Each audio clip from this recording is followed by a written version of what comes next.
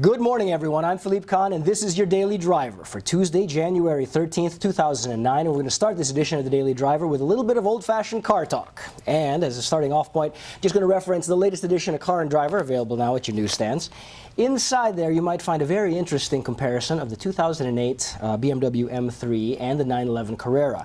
I read this with some interest, and I have to say I wasn't too taken with the comparison in general. I'm thinking it's a little bit unfair. It's a different car, it's a different buyer, it's a different price point. To start with, the 911 is a very pure, focused sports car compared to the M3, which has a real trunk, has a real back seat, a much more comfortable drive, much more of the GT vein, and different buyers. Either you want a 911 or you need something with a little bit more practicality like the M3. And finally, the price point differential cannot be underscored. The folks at Car and Driver got themselves a Strippy McStripperson 911 with just the Porsche paddle shifters, the PDK as they call it, their semi-automated manual gearbox. And still, even with the M3 having $14,000 worth of options, just about every possible option, the M3 came out $8,000 less expensive than the 911. So very different cars in my opinion, but to the key points of the comparison.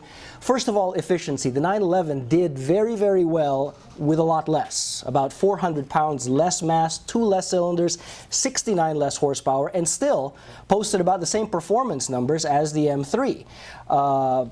Just an impressive comparison there. I mean, just what can be done with a whole lot less car. The brakes were a clear victory for the 911. They were saying that those stopped consistently, lap after lap at Laguna Seca, whereas the M3s did soften after a time or two.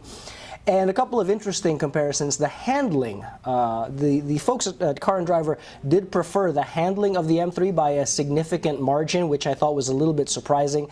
They complained about the tail-happy tendencies of the 911, to which I mean, this isn't new technology, folks. They've been using this formula for 45 years, so you have to question what that criticism is all about. Yes, when you're in mid-corner in a 911, you don't lift off the throttle suddenly unless you want to be going backwards. No big surprises there. And again, going back to the differences in equipment, this 911 didn't have any upgraded wheels and tires, didn't have any upgraded suspension, didn't have active stability management, while the M3 had dynamic stability control, electronic damping control, and more computing power than most third-world countries. And finally, an interesting comparison that Car and Driver referenced was the badge appeal. They were saying that the 911 had more of a Porsche pedigree, if you will, whereas the BMW was just the BMW. And while I can certainly agree to a certain extent with that, I would not call an M3 just any BMW. No, the M3 doesn't have the badge equity of 911. It's not an icon like the 911, but certainly I think there's a fair bit of cachet. And personally, I think if you're a car guy and you're offered either a 2008 911 Carrera, base Carrera, or an M3, I think most car guys gravitate towards the M3. That's just me. At the end of the day, though, Car and Driver did prefer the M3 by a not insignificant margin, a fairly wide margin, and I'm certainly happy that they're willing to make the value proposition for the M3 in that regard. It was a fairly convincing win, and anytime you can take one over the boys at Stuttgart, and certainly over their flagship 911, that's a good win. And it's at this point, folks, that I should probably point out that we do here at South Bay BMW have more than a few 2009 and 2008 BMW M3s available. And just in the spirit of fairness, we actually have several pre-owned Porsches as well.